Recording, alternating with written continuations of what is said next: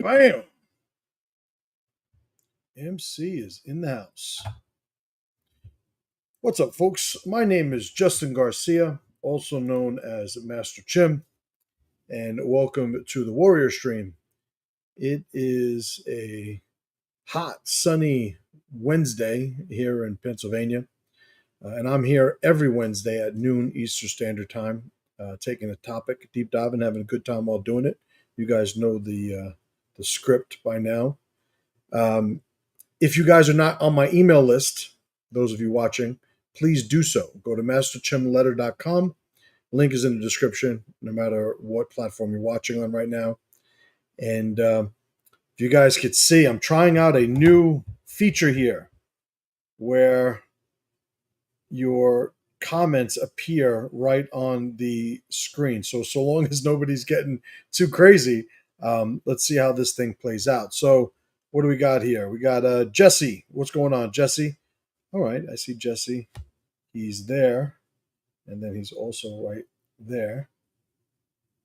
All right, it's funny too because some of you guys, are always on YouTube. Some of you guys are always on Facebook.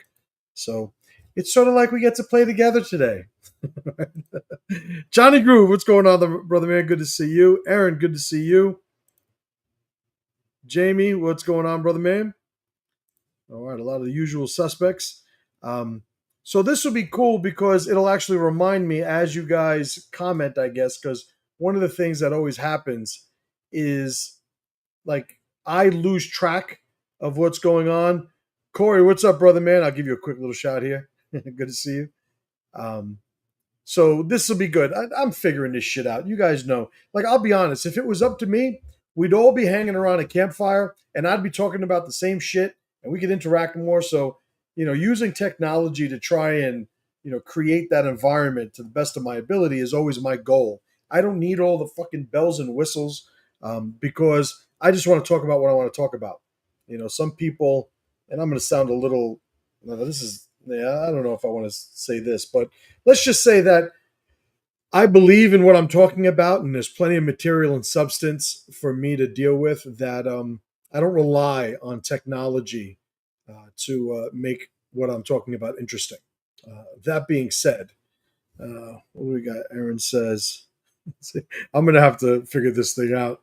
This is a new button here, so if I seem a little clumsy, just bear with me. Thank you for adding the comments to the corner like that. Sometimes I don't see them at all. Right on. And that's the thing. I think a lot of people that are watching on YouTube, they don't get a chance to do it, to see that. So, all right. So today we do have a pretty interesting talk planned, biased as I always tend to be.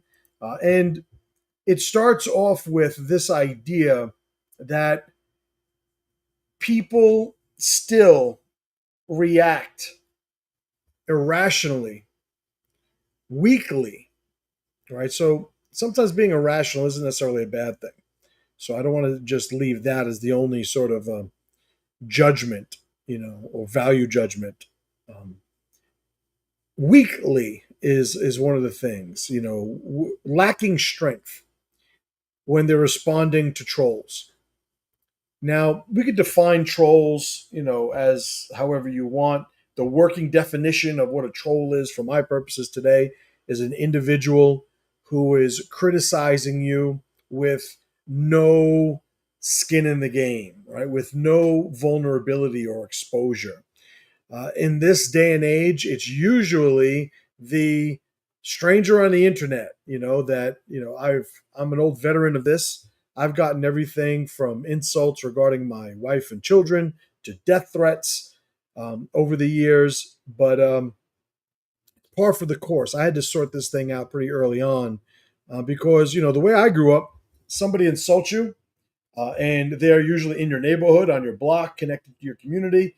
There is some sort of, interaction that needs to be had to resolve that. But when strangers who are completely disconnected are insulting you, we have to ask ourselves, well, what is the protocol for that? I've made plenty of talks like this over the years, and today is yet another sort of, I would say, even more developed argument and presentation of those ideas. But for the most part, if people are disconnected, usually their significance is designed by us. Right? It's maintained by us. And so we should decide from the beginning what their significance should actually be. So, Troll Lives Don't Matter is the name of the talk. And I have a few topics to cover here, organizing myself as I try to. So, I have a Word document here. Oh, I actually, you know what? This is how disorganized I could be sometimes, folks. I actually think I put it in. Yeah, right. I have it right here. All right. So I have 5 points that I want to make. I mean, is it the top 5 reasons troll lives don't matter? I guess, but basically there's 5 points that I want to make. I think there's enough offset between them that they should be made separately. And let's hit it without further ado. So the weak crave anonymous power. The weak crave anonymous power.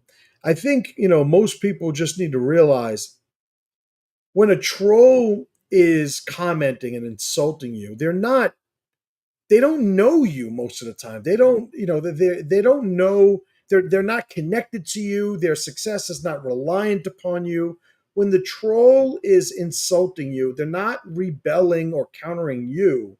They're usually just following that drive they have to be resentful. There is a resentment that they have. What does Nietzsche call resentment, resentment? I don't know. I've never heard somebody tell me that it's any different from resentment. So resentment is what I'm talking about. And if that's what Nietzsche means, then good on him too.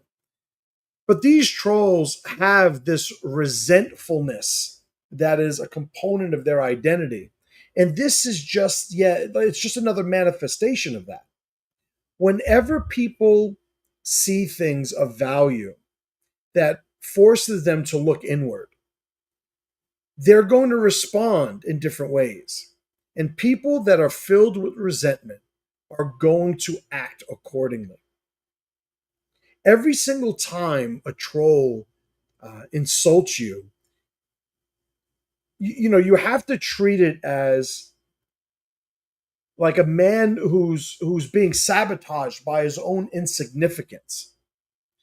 He could absolutely have a position that's contrary to yours, but that's not what he is displaying when he is disconnected from you and insulting you. Because if he really wanted to have an exchange of ideas or just wanted to push back your idea with his own, he would bring his identity to the table because that forms the alliance that allows the discussion to happen in good faith. But if somebody's identity is not to be considered in the exchange, then we never know if the person is just trying to be a provocateur, a saboteur, or if they're literally authentically interested in maintaining their position or presenting their position. So you have to know these things from the beginning. You don't want to you don't want to operate under the belief that everything that a troll is doing is somehow based in strength, and that strength is somehow threatening you and or questioning your own. They're just trying to sort of hide weakness. Usually, it's like pitiful. It's pleading. They're sitting there. They're powerless. They're pitiful pleas of the powerless. That's what they're doing. They're hiding their weakness with insults. They're trying to bring you down because these are the types of people that in order for them to feel taller, you need to be smaller. It's an old concept, but it certainly applies here. But I think this is the reason I led with this is at the heart of this, don't feed the trolls, troll lives don't matter. The whole idea of it is this has nothing to do with you. What they're saying has nothing to do with you. It has to do with them. They will use you to appease themselves. That is the only, connection or relevance to you that is involved here. But it is all about their own deficiencies and you being a mechanism that they will utilize to sort of mitigate those deficiencies, right? Comments. What do we have here? Jamie says, if you're never going to see them or see them again, their significance is none really. Absolutely. It's funny. When I talk about the dysfunctional temperament that so many people in the city develop, and dysfunctional in a natural sense. Ironically, in the aquarium of a city, it is very functional. There is this idea of allowing anonymity to remain on everybody that you run into during the day. It's like you have to be okay not doing what you evolved doing as a person or as a species, meaning interacting with people and communicating with people and finding out are people, good or bad, allies or enemies, or what the case is, offering help to people. Like if you're in the city, there are too many people to do that. So people in the city will develop the mechanisms by which they will be able to navigate that without exposing, their personalities or their interpersonal, instincts. They understand it's okay to not say good morning to the 3,000 people they see on the way to work. They're okay with that, and they could still, when they see the one guy in the elevator, say good morning. There's a skill set that develops being able to successfully navigate the tribal dynamics, the alliance dynamics in the city like that. But realistically, if you are actually never going to interact with this person in the real world, it just begs the question, what is the utility of adding significance to this identity at all? Especially now where we sort of passed the technological threshold of the people that you're interacting with can literally be AI driven bots. These are not individuals, right? And let me tell you, like, this is something that we are just susceptible to because how tribally we evolve.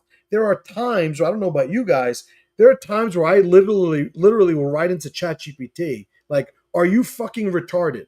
And after I write it, it's like, luckily I still laugh. I'm not literally like waiting for a response, but that is because it just overlaps so significantly with how we used to communicating with people that every once in a while, the frustrations that you would have in a normal setting with somebody is going to rear its head, even though for all intents and purposes, this is just a computer program we're talking to, right? It's hard to sort of decipher that once we're not staying aware of it, and keeping that awareness, front of mind, right? So you're absolutely right. So let's get into the next thing.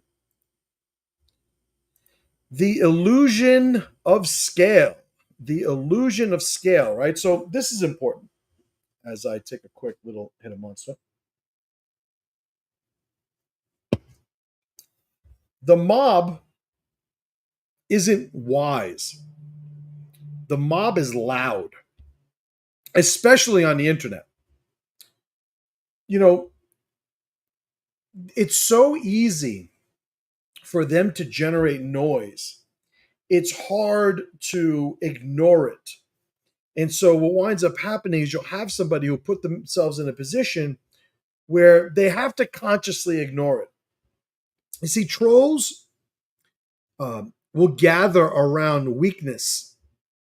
And if you are responding to the noise, that is what you are communicating. But they respond to weakness like flies respond to shit, right? Like they are drawn to it because it is the method by which they validate themselves, right? Which is going to be a recurring theme. When you react to their noise, then it validates their very identity, right? So some of these trolls, they are doing so poorly in the real world. They want the feeling, even if it is fraudulent, even if it is only the facade or the story of victory, of domination, of superiority, they will generate it in these exchanges where there's really, nothing to lose. If there's nothing to lose, there's nothing to gain. If you win $1 million on a free, cell phone fucking game, you should not be as happy as you should be winning $1 million in the real world. But there's a reason why this thing costs you nothing to play. It's because there's nothing you're going to win. Right? There's no skin in the game. Well, these people, they will always look to validate themselves based on how you conduct yourself. I'm somebody who, like a lot of people on the internet, has had to endure a bunch of, getting banned, demonetized. I had a whole bunch of videos taken off my channel. over the years. Like what I thought were great episodes of the old podcast and interviews I've done, just removed. Like there's a point where no matter what was happening, and then I don't want to sort of venture into the cliche here, but if you are presenting yourself authentically, if you believe what you're saying, if you believe what you're doing, you should be able to stand alone, right? That's one of the things that you should be able to do, not rely on other people to sort of validate your position. And if you are presenting yourself authentically and you're able to stand alone, then you should be able to turn down the volume of the mob whenever you want, right? Because you don't need them. So if you don't need them, why would we reach out to be influenced by them, right? Hope that makes sense. Another comment. Jamie says, AI is coming for me once it gets a body. Listen, hopefully you first to give me time to run because holy shit, the conversations I have with AI sometimes. Luckily, and this is completely unintended observation just now. We know that there's no intent. We know that it is the limitations of its programming. We know, and at some point, for me at least, I always get to the point where I laugh that I'm getting so frustrated. We need to learn how to do that with the people we deal with, because that's one of the inconsistencies. Because there are people who sometimes our expectations are set way behind their capabilities. And when we're let down, it's completely on us, but we still want to hold them accountable, right? So, just a little side note on something that I was just reminded of as you mentioned that, but I agree, and you're absolutely right. All right, so let's get to the next one. Bandwidth theft is the real threat. I didn't say this out loud when I wrote it before, right? Probably would have phrased it a little differently. You see, when you are getting affected by trolls, there is real damage being done, but the damage is in a man allowing his identity to be shaped by what are basically cowards, right? That vulnerability is something that you're seeing now more than ever. Like older generations, not that they were immune to this, or not even that they had a belief system or level of awareness that made them impervious to this, but it used to be people didn't really have to weather criticism from strangers at the level that they do now. We live in a time now where young people, like, their identities will collapse under or by from digital insults made by strangers. These people aren't connected. There's absolutely no consequence in the real world based on these trolls' actions or criticisms or what they're trying to communicate.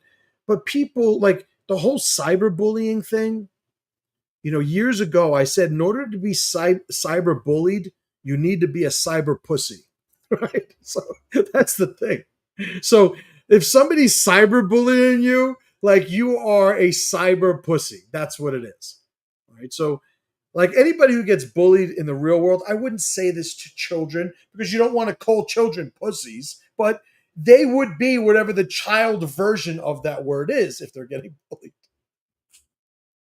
Oh, what are you gonna do?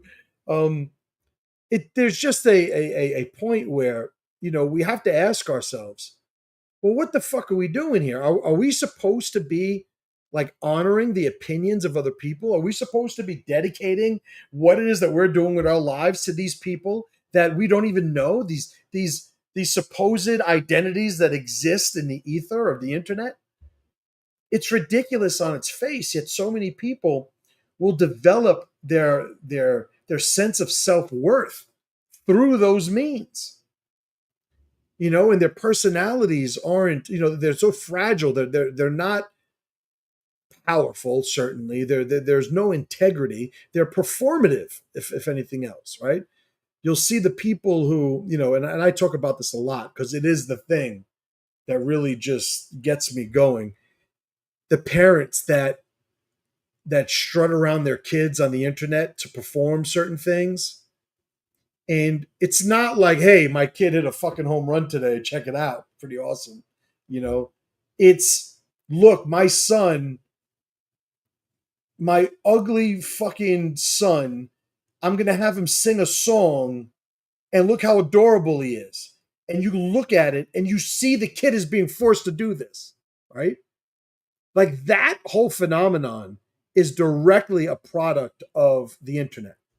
There were other forms of that, obviously, you know, prior to the internet, but that is now a thing.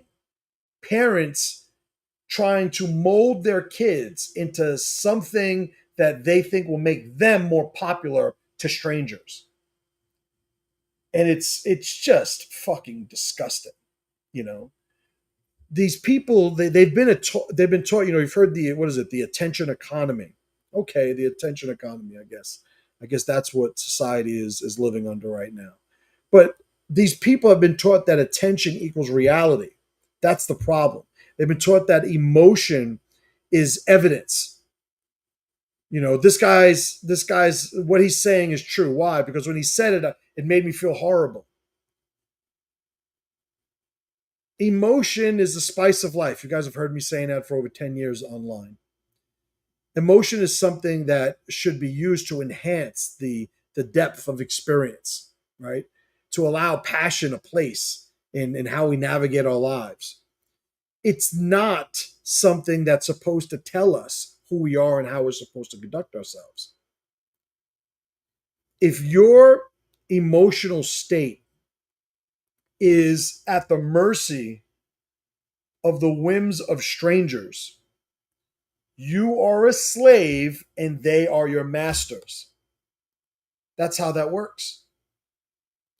I told the story before, but relevant to what we're talking about now. Years ago, my son, he must have been about 9, 10 years old. I came home and my wife is there and she's like, hey, here's daddy. I think you got to tell him what happened. So she gives me the look like we're going to have one of those talks. So I'm like, all right, what happened, buddy? What happened? What's going on? And he goes, Dad, I don't know how to tell you this. I swear to you, this is how he did it.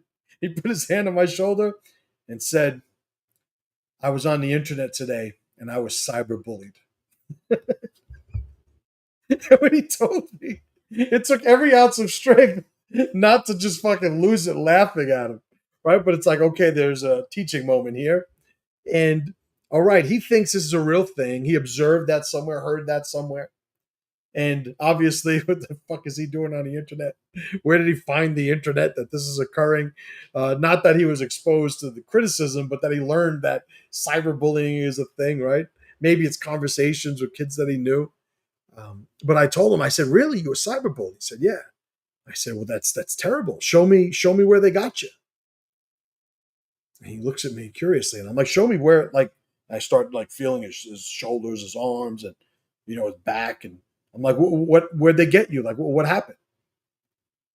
And he's like, well, no, it's on the internet. They said, but it didn't like. Does nothing hurt with you? He's like, no. So I'm like, so what the fuck are we talking about then? you know, and we ended it with the lesson of the after action of this isn't a real thing, and we started talking about this whole thing. This is something that people need to square away, especially you parents. I gave you an example of having this conversation with one of my kids. Well, what if your kids see you constantly losing your shit to what strangers say on the internet? What's the accountability then for what happens to them? Is it on them? It'll be on them when they're an adult. But up until that, it's on you that they're like that. And again, these are factors that we need to consider. All right, let's move to the next one here. Filter the criticism ladder. I tell you, sometimes it's like, oh man, is that the fucking title I came up with? So the idea of the criticism ladder, it's really like the spectrum. Probably should have went with a spectrum of what matters and what doesn't. Who are we supposed to be receptive to, and who are we not supposed to be receptive to? I've said before, like one of my goals is to be respected by respectable men. I have people that I rely on to give me feedback when I'm off mission. And like, listen, I'm nothing fucking special, but I also know that I'm a presence, in a room and in a relationship, and I'm not the easiest guy to approach, with criticism. So I've had to work to be able to become more receptive, because what happens is I wind up taking people who care about me, who want to give me some feedback, and I disarm their ability or their perceived ability to give me that feedback. I always think I've been responsive, but if people disagree and they're not giving me any feedback, then what I think on it doesn't fucking matter, right? So the whole thing is, I want to be able to identify the people whose criticisms I will take to heart. But if you're somebody who reacts to every critic, all it does is show that you're secretly unsure of your own positions. If you're the person that anytime somebody says something critical, you go for the jugular, it begs the question, what are you scared they're going to reveal? What are you scared they're going to destroy? And I would always put that criticism or observation back, at least, to the people who react that way. When you're building your power, which I think is the goal, right, of this whole thing, to become more powerful, who you listen to, who you respond to shows who you're trying to become. If you're listening to strangers, if you're listening to weaklings, then what you're trying to become is accepted, well liked, maybe at the top of that food chain, popular, viral, right? It's the first time in history we're happy to be a virus, right? It's like, oh yeah, did you hear? Did you hear? I became a virus on the internet. Like some of this shit ain't, some of the math ain't mathin', right? That's the phrase. So when we're looking at, how is it that we're supposed to respond to people? Well, who are the people is where we need to start. Like a troll, these strangers on the internet that have absolutely no skin in the game, no connection to you in the real world, they're not qualified to judge you, because you should have a qualification system, a process by which somebody is allowed to comment in a way that you listen and everybody else isn't. Most of these strangers online, the more vulnerable you are, the more sort of like literally and legitimately you're going to take their criticisms or their insults. But these people, if they have no skin in the game and they're maintaining their anonymity, what they're really saying is, I'm irrelevant, and I desperately want to matter. So I'm going to do this, and hopefully I will get some relief on your response. Well, the thing is, if you're a strong man, if you're somebody who's focused, you don't let them matter. But the process of not letting them matter is not doing anything to them. The process is actually doing anything but something to them. Right? We have some comments here. Aaron says, Jamie gets very angry at Grok sometimes. Big Derek, what's going on, brother? Man, good to see you. Hope you're well. Aaron writes, I read a whole ass conversation about how people are the real virus a couple of days ago between many people in a comment thread. And I was just like, well, what the fuck are you doing here then? Right? That's one of the ironies, right? And it's all fraudulent. It's all, like it's like going to the opera. I've never been to the opera. Why did I think of these fucking examples?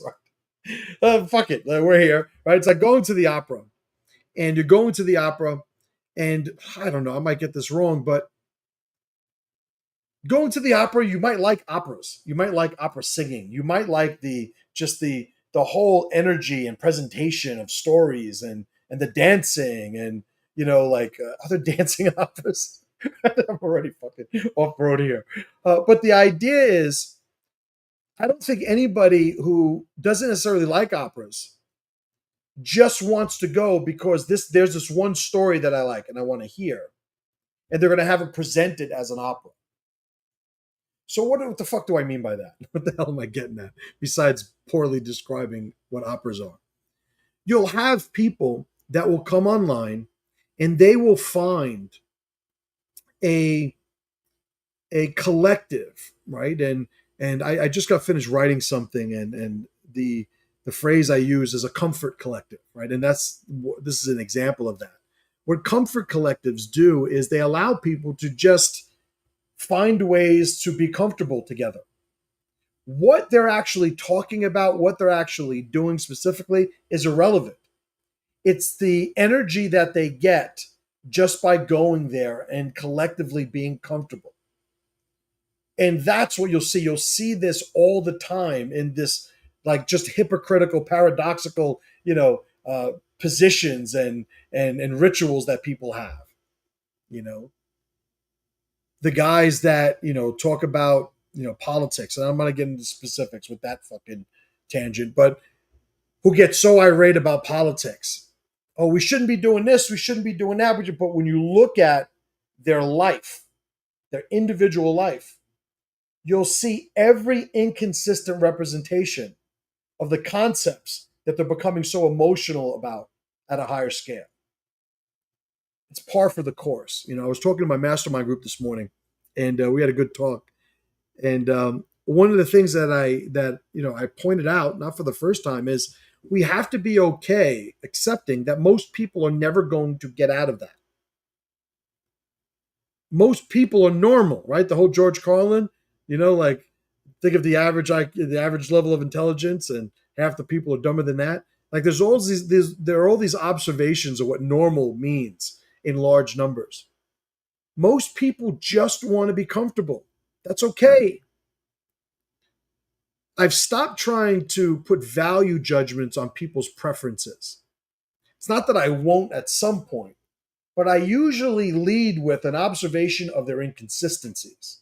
When I coach somebody one-on-one, the first process is really determining who they are, who they claim to be, who they want to be, and who they are in movement, meaning what does their life look like? And I look at all the offsets in these positions, and it's like, okay, let's try and figure this shit out. Let's get this thing to stack and align together, because that's where the power starts getting built. Most people don't even have an interest in that. They just want people to make them feel comfortable, right? Where am I at? You're on Saxa. What's going on, Dylan? I see you there. So also on the screen, where is it? Like right here, this comment box that's here. On my monitor, it's so small I can't make out any of the words. So it's like, I hope you guys are getting something out of that. Let me know this, and this isn't a fucking algorithm thing. Like, I feel so like cheesy if I come off as manipulative, but I actually want to know if you guys like this whole comment thing here on these videos. Let me know that. I don't even know what the delay is, so I'm not gonna sit and wait for it. But I'll prep the next slide here. Oh man, we're down to the last one. All right. So the last one we have here, focus is the ultimate firewall. Focus is the ultimate firewall. Obviously, a firewall, if you guys, it's a computer, idea, right? Concept, mechanism. What's the word? I don't know, but you know what I mean. If a troll's affecting you, it's because you're vulnerable, because only the vulnerable need to stay defensive. The reason why their criticisms, their noise, their offenses, their voices find you is because you've never put anything between them and you. So when I talk about focus, focus is the ability to monopolize your bandwidth with whatever you choose to focus on, with whatever content you choose to direct your energy toward. If you design your life around the mission, the trolls won't matter because you won't even have the time to notice them. Most people, years ago, I wrote about haters. And I said the thing about haters is they ain't got enough going on. That's why they have all this time to hate.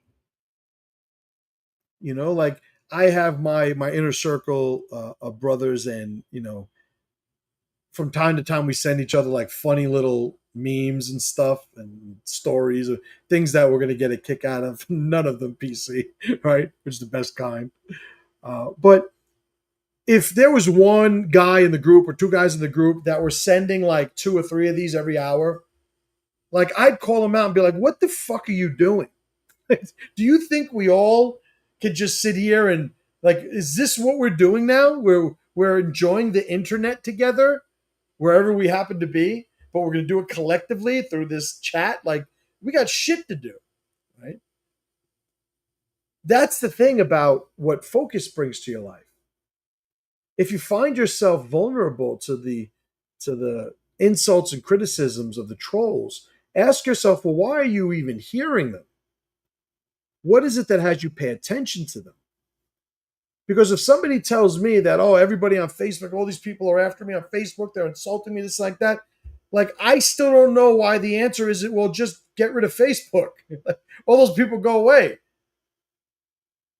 It's like, remember that game you used to play, like the perspective, like smashing game, like you look at like a building, in the background of the horizon, and you just squish it, or you squish people's heads, right? That's probably the more common way. Like, oh, I'm squishing your head, I'm squishing your head. Like, you could just squish all the people on Facebook like that, just by eliminating Facebook. Oh, but what would I do? Now, I'm not saying to just eliminate Facebook. I'm not saying to eliminate social media. Well, I am, but that's a separate thing, right? Where it matters here, what I'm talking about is none of these people would exist if all of your bandwidth was monopolized by productivity, by creativity, by the pursuit of power at an individual scale, at a tribal scale, at a value scale. Like, there's shit to do. Now, obviously, I excuse everybody for watching my stuff because my stuff is designed to make you more powerful. So if you only have Facebook to watch my videos every week, I'll allow it. Oh, I hope that makes sense. What else we got here? So comments. Aaron says, it could be a little bigger, but I do like it. As I think I already mentioned, though. Yeah, like it doesn't have an option here. So I use the StreamYard software. And it doesn't, like, I can't move it or anything. It says it's in the beta stage. So who knows? Maybe I'll write a letter, and tell them that it should be bigger. The option, maybe if it went like vertically, if there's an option to make it vertically, I don't know if that will resolve it, but whatever. Corey says the on-screen comment box was too small to read on the YouTube mobile app. Oh, I could only imagine on the fucking, like, I could basically put anything there, and I think you wouldn't be able to read it on a mobile app, especially me. It's already to the point now, 50 years old. I'm one of these assholes when I have to read small letters and stuff. I can only imagine how small it is there. Jamie writes, I had one troll write a paragraph for every react or word I spent. With the rope I gave him, he eventually hung himself and wasted a fuck ton of time. And that's the thing, like, we have to ask ourselves, with these trolls, there's a point where, like, I'll use a fighting analogy. When a fighter is on the come up, right? You don't want him to get crushed. You want him to get pressured. So you find people that have a comparable level of experience or capability, and you give him battles that you think if he was at his high level of execution, he would win. But if he was at a low level of execution, he would lose, right? So that's at least my criteria whenever I had a fighter. I didn't want some guy that was just always going to be an easy win. It's not to say that we never had those opponents, because sometimes, like, some fight is better than no fight, and the opponents were scarce. But there is a point where if you beat enough of those smaller level people, those lower level people, nobody's going to consider you to be formidable. Everybody's going to question your record, right? Is the way they would phrase it, saying that you're king of the soup cans, right? The tomato cans. I think for me, you guys may have heard before me use the phrase, when we train or when we fight our enemies, we train them. Every interaction we have with somebody who wishes us harm, whether it's an enemy or just a troll, who the troll is a saboteur. It's a little bit different than what the regular the common understanding of what enemy is. There's some fucking TRIBALNOMICS nuance that I'm not going to get into here, but for the most part, anybody that would enjoy seeing you fall, we have to be careful of how we engage them. Because every time we engage them, we expose our capabilities and we stimulate them to become a little bit more formidable. I say in my martial arts school, it's like, listen, when it comes to getting into fights in public, give them nothing until it's time to give them everything. And when you have to give them everything, you give them everything until you don't have to give anything. But this whole, we're going to, bump chests in the middle of a street corner because we're about to fight, or we're expressing through some sort of fucking chicken rooster dance that we're about it. Like, I don't know. Like, it's a waste of fucking time. I don't want to fight. I don't want to fight. I don't want to fight. I get put in a position where I have to fight 100% forward. Like, that's how it's going to happen. When it comes to trolls, I think there is something to be said for if you are going to, and I don't want this to appear to contradict anything I've said up to this point, but there is something to be said for if you're going to exist as a creator online, as a business person online, knowing how to internet is going to be a skill set that's going to help you. Learning how to manage trolls is going to be a skill set that you're going to benefit from. And managing trolls is not what I'm referring to. I'm talking about the people who are negatively affected by trolls, or who are, and by negative, it could be an emotional effect that they're creating, or it could be a sabotaging effect because of the disproportionate amount of your bandwidth you're allocating to them, instead of doing stuff that would make you, the individual, more powerful. I hope that makes sense. So, I don't know if I turn this thing off and on. Oh, did I just erase all of them? So that's another thing. I got to learn this shit, guys. All right, so if you turn it off and on, I guess it starts all over again. Somebody leave a comment so I could see if this thing like renews or whatever, or just puts the one comment there. But I don't know. I guess I'll put it up. Like, what the fuck is the harm in it? If you guys are watching it on a phone, you're not going to be able to fucking see it anyway.